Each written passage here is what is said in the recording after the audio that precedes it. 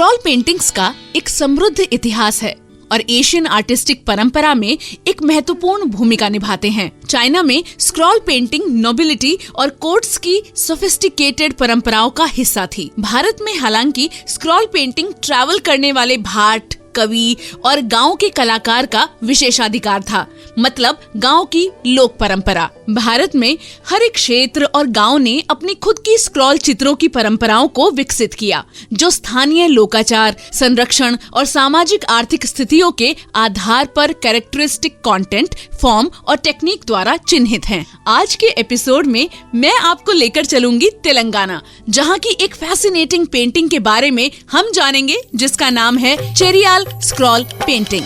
Radio city पर फोक कथा। हाँ जी, मेरा नाम है पायल और आप सुन रहे हैं फोक कथा का ये ब्रांड न्यू एपिसोड।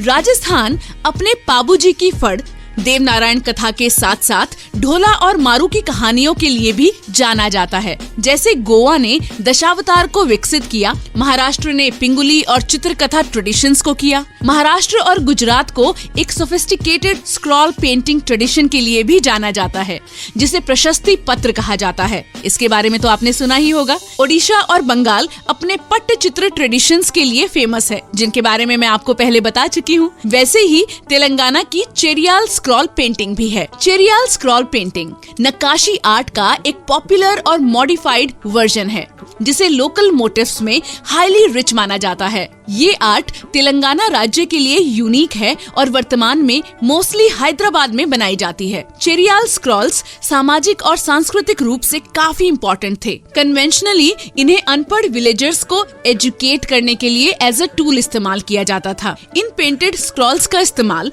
गाँव के बाढ़ यानी भाट द्वारा उनकी कहानियों और गाथा गीतों के साथ जाने के लिए विजुअल एड के तौर पर किया जाता था। ऐसा माना जाता है कि ये आर्ट लगभग 400 साल पुरानी है। सबसे पहला non painted scroll Telangana region में 1625 के आसपास का हो सकता है, जो तब गोलकोंडा के कुतुब शाहियों द्वारा रूल्ड था। इस आर्ट फॉर्म में ऐसे चित्रों को शामिल किया गया था जो हिंदू माइथोलॉजी के दृश्यों को दर्शाते थे और ऐसी कहानियों को भी जो गांव के लोगों को एजुकेट करने के लिए थी। इन स्क्रॉल्स को फिल्म रोल या कॉमिक स्ट्रिप्स के समान स्टोरी फॉर्मेट में पेंट किया गया है। चेरियाल पेंटिंग एक विशिष्ट लोकल इन्वेंशन को रिप्रेजेंट करती है, जो मेनली लोकल ट्रेडिशंस पर बेस्ड हैं। पहले ये पेंटिंग्स आंध्र प्रदेश और देश के अन्य हिस्सों में भी प्रचलित थी। हालांकि उनके डिस्टिंक्ट स्टाइल और लोकल रीति रिवाजों ट्रेडिशंस द्वारा डिक्टेटेड टेस्ट उनमें था।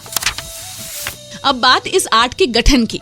नक्काशीज तेलंगाना के कलाकार हैं और स्क्रॉल तेलंगाना की सामाजिक और सांस्कृतिक सेटिंग का एक की एलिमेंट है। ये चित्र ज्यादातर चेरियाल गांव तक ही सीमित थे और इसीलिए इन्हें चेरियाल स्क्रॉल कहा जाता है। स्क्रॉल में पहले लोकल फोक हीरोज के एडवेंचर्स और एक्सप्लॉइट्स को दर्शाया गया था, जिसमें हर एक कम्युनिटी के अपने पॉपुलर हीरोज थे।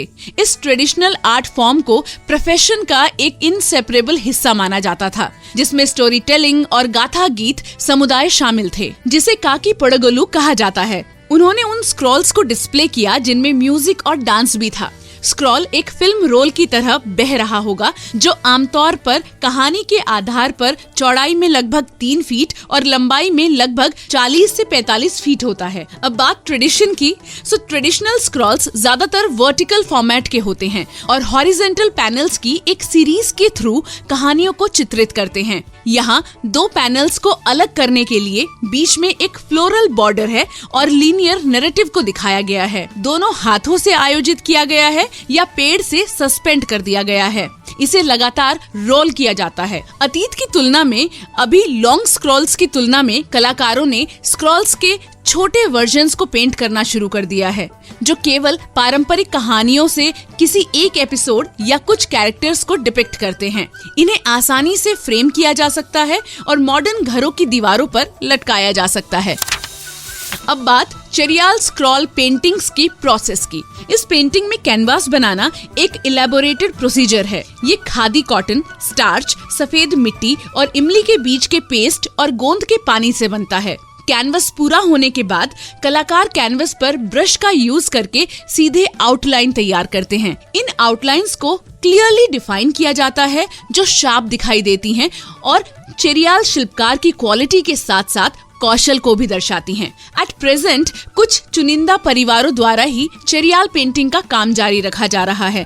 केवल कुछ कलाकार ही शेष हैं जो अभी भी पेंट करते हैं। हाल के इनोवेशंस में से एक वॉल डेकोरेशन के उद्देश्य के लिए कंटिन्यूअस स्क्रॉल्स के बजाय सिंगल पिक्चर्स भी पेंट की जाती हैं। Cheriyal being the last village standing, इसमें एग्जैक्ट 3 आर्टिस्ट फैमिलीज हैं जो अभी भी इस रीजन के इस ट्रेडिशनल ऑक्यूपेशन को आगे बढ़ाते हैं। ऐसी ही एक कलाकार जोड़ी, पति पत्नी की जोड़ी वनजा और गणेश हैं जो चेरियाल पेंटिंग्स की पारंपरिक शैली में पेंटिंग करना जारी रखते हैं फॉर अ लिविंग। अब बात इस आर्ट की थीम की। चेरियाल पेंटिंग्स कुछ यूनिक कैरेक्टरिस्टिक्स से आसानी से पहचानी जा सकती है। इन्हें ज्यादातर प्राइमरी कलर्स के साथ वाइब्रेंट रंगों में पेंट किया जाता है जो बैकग्राउंड में लाल रंग की प्रीडोमिनेंस दिखाते हैं। स्थानीय कारीगरों की बेलगाम इमेजिनेशंस इन पेंटिंग्स की विशेषताएं हैं। कला के इस रूप में विष्णु, शिव जैसे प्रमुख देवताओं की आइकनोग्राफी भी एक स्ट्रॉन्ग लोकल इडियम को कैरी करती है। स्क्रॉल पेंटिंग्स के विषय ज्यादातर पौराणिक, एंशिएंट, लिटरेरी और लोक परंपराओं से लिए गए हैं। मेजर थीम्स कृष्ण लीला, महाभारत, रामायण, शिव पुराणम, मार्कंडेय पुराणम के साथ साथ गॉड, मडिगा और अन्य समुदायों के गाथा गीत और लोक कहानियां हैं। मेन नैरेटिव में आम ग्रामीण जीवन के दृश्य शामिल हैं, जैसे कि रसोई में काम करने वाली महिलाएं, खेतों में काम करने वाले पुरुष या मौज मस्ती का अनुभव करना, त्योहारों की सेटिंग आदि। कॉस्ट्यूम्स एंड सेटिंग्स तेलंगाना की संस्कृति को दर्शाती हैं। स्टोरी टेलिंग और एंटरटेनमेंट के अलावा Cheriyal Scrolls religious ceremonies and festivals में भी एक विजुअल डायमेंशन ऐड करते हैं। इन्होंने डिवाइन और ह्यूमन के बीच एक ब्रिज का काम किया, कम्युनिटी एंड शेयर्ड हेरिटेज की भावना को बढ़ावा दिया। इन द पास्ट प्राकृतिक रंगों का यूज किया जाता था। सफेद ग्राउंडेड शी सेल्स से, दिए की कालिक से काला, हल्दी से पीला, इंडिगो से नीला और बाकी वेरियस वेजिटेबल डाइज और ग्राउंडेड स्टोन से प्राप्त किया गया था। आज प्राकृतिक रंगों को बड़े पैमाने पर कमर्शियल ऑर्गेनिक वाटर कलर से रिप्लेस कर दिया गया है, जिन्हें स्क्रॉल पर अप्लाई करने से पहले ट्री गम्स के साथ मिक्स किया जाता है। ऐसा कहा जाता है कि वाटर बेस्ड कलर्स से चेरियाल स्क्रॉल्स 300 से भी ज्यादा सालों तक चलते हैं, बशर्ते वे पानी के संपर्क में न आएं।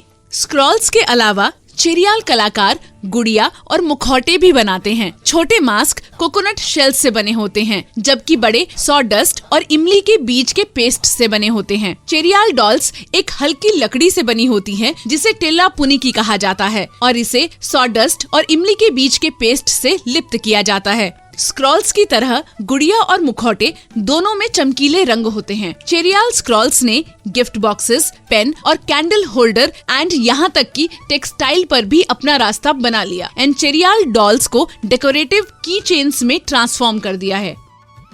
चेरियाल स्क्रॉल पेंटिंग आज भी फल फूल रही है, लेकिन ऑडियो विजुअल एंटरटेनमेंट के अन्य रूपों के आने के साथ और स्टोरी टेलर और गाथाकारों की घटती संख्या के साथ चेरियाल कलाकार अपने आर्ट फॉर्म को मॉडिफाई करने पर मजबूर हैं। मॉडर्न डे ड्राइंग रूम की दीवारों में फिट होने के लिए लंबे लंबे स्क्रॉल्स को छोटा बनाया जाता है और मास्क एंड डॉल्स को ड्राइंग रूम में आर्टिफैक्ट्स में कस्टमाइज्ड किया जाता है।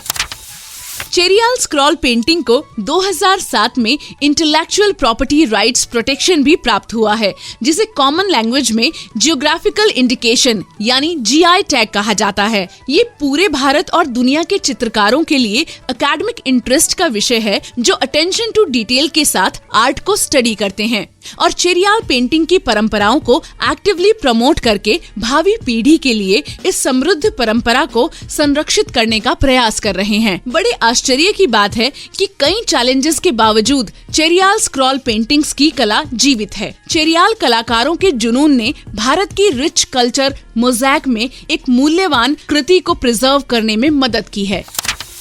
तो ये थी तेलंगाना राज्य की एक फैसिनेटिंग आर्ट पेंटिंग। होप आपको इसके बारे में जानना अच्छा लगा होगा। अगर आपको इस पेंटिंग के बारे में कुछ और भी पता है जो आप मुझसे शेयर करना चाहते हैं और बताना चाहते हैं कि ये आर्ट फॉर्म आपको कैसा लगा और क्या आपको इस आर्ट फॉर्म के बारे में पता था, तो मुझे इंस्टाग्राम पर आप कॉन्टैक्ट कर सकते हैं, मुझे डीएम कर सकते हैं @भाई साहब पायल के नाम से मैं आपको मिलूंगी। और अगले एपिसोड में एक और ऐसी कमाल की फोक आर्ट के बारे में बात करेंगे जिसने भारत की रिच हिस्ट्री में एक और नग जड़ दिया है। सुनते रहिए फोक कथा मेरे यानी कि पायल के साथ रेडियो सिटी पर फोक कथा।